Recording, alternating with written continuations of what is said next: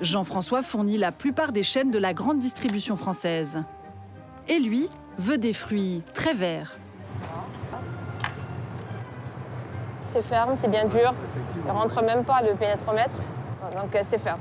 À l'arrivée, il doit être dur parce que le produit va être mûri dans nos locaux et une fois mûri, il est expédié chez le client. La mangue est un fruit climactérique. Elle continue à mûrir après la cueillette, contrairement à la fraise par exemple. Alors, pour livrer des fruits bons à être consommés, Jean-François et ses équipes les font mûrir artificiellement dans ces chambres, autrefois réservées aux seules bananes, pendant 2 à 4 jours. Donc en fait, vous avez de l'air qui descend par les côtés et qui passe par ici, comme ça, et qui remonte. Donc l'air passe un peu partout, vous créez une ambiance à 19 degrés, donc un peu chaude. Voilà. Et donc nous, on va contrôler ces paramètres-là. Un mûrissement artificiel exigé par les supermarchés. Il y a 6 ans, il y avait peut-être 10-15% des fruits qui étaient mûris. Aujourd'hui, c'est 95%. En fait, les supermarchés se sont aperçus qu'en offrant des produits mûris, les gens les achètent et les consomment dans les 2-3 jours. Et surtout, les ventes augmentent. Une fois mûris, hop, c'est reparti pour la sélection, encore une fois. Jean-François est fier de nous montrer sa trieuse dernier cri. Une machine à plusieurs centaines de milliers d'euros. Elle va nous permettre de vérifier que nos mangues correspondent bien aux spécifications demandées par le client. Et donc on va faire 4 points de contrôle. Chaque alvéole nous permet de vérifier qu'on respecte bien le poids minimum du calibre du fruit.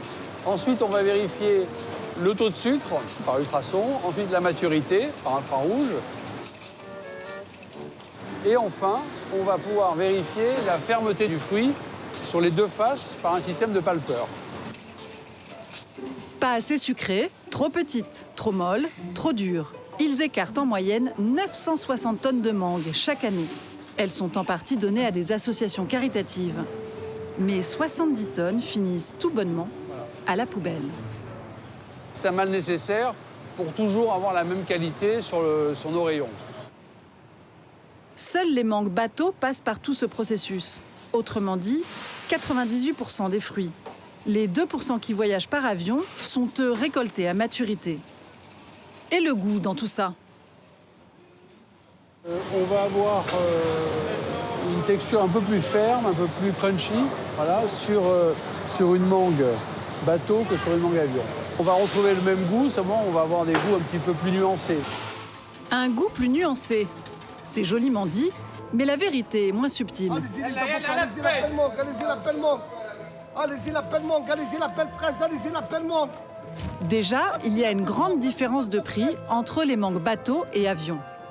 Cela varie du simple au triple, de 2 à 7 euros pièce, de 3 euros à plus de 12 euros le kilo. Pour le transport, c'est facile à vérifier. Quand c'est une mangue avion, c'est écrit sur l'étiquette. Pour ce qui concerne la saveur, nous sommes allés voir un homme au goût très sûr.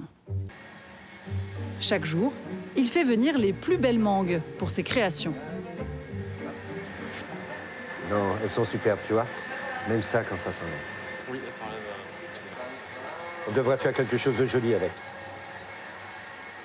C'est l'un des fruits que j'aime particulièrement travailler, depuis toujours. À partir du moment où j'ai goûté les bonnes mangues, bon, mais surtout en voyageant. Et je me suis dit, mais ce fruit, on peut en faire quelque chose de magique. Nous lui faisons goûter des mangues transportées par bateau et achetées dans un supermarché parisien.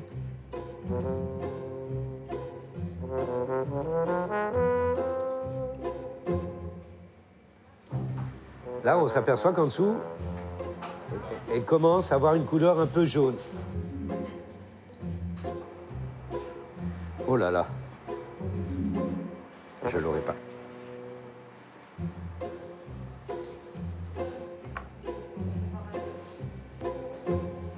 Mangeable. C'est du concombre. C'est du concombre qu'on mange. Pas goût, c'est flottard. On a de l'acidité parce que le fruit est vert. Mais on n'a pas cette acidité parce que ça vient du fruit naturellement. Comment on demande un fruit, en fait, de travailler sans la nature, parce que c'est ce qu'on fait. On l'accueille, il est né dans un pays où il y a énormément de soleil, où on peut avoir un fruit juste extraordinaire, et on demande aux fruits de faire le travail tout seul, dans des chambres de conservation à 8 degrés, dans un bateau. Alors même si vous payez ça de 3 €, vous ramenez à la maison, vous laissez mûrir et vous jetez à la poubelle, c'est 2-3 € de perdus. Donc on apprend en fait aux consommateurs à manger des fruits pas bons. Et on leur fait croire que la mangue, c'est ça. Non, c'est pas ça. Pour lui, rien à voir avec les mangues cueillies à maturité.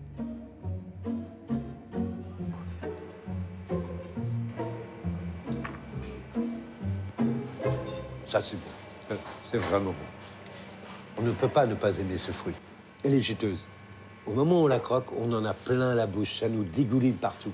Après, on a tout ce côté suave de la mangue, tout ce côté sensuel, tout ce côté guimauve, et que moi j'aime. Et on a du parfum. Des mangues avions, bien plus savoureuses que les mangues transportées par bateau. Et d'un point de vue nutritionnel alors, est-ce que ça change quelque chose? Évidemment. Notre diététicienne est formelle. La différence de couleur entre ces deux mangues va indiquer que celle-ci va être beaucoup plus riche en caroténoïdes, donc en antioxydants, que celle-ci qui est quand même très verte. Celui-ci, d'un point de vue teneur hydrique, est beaucoup plus intéressant. Et d'un point de vue vitaminique et également teneur en glucides, celui-ci est beaucoup plus intéressant.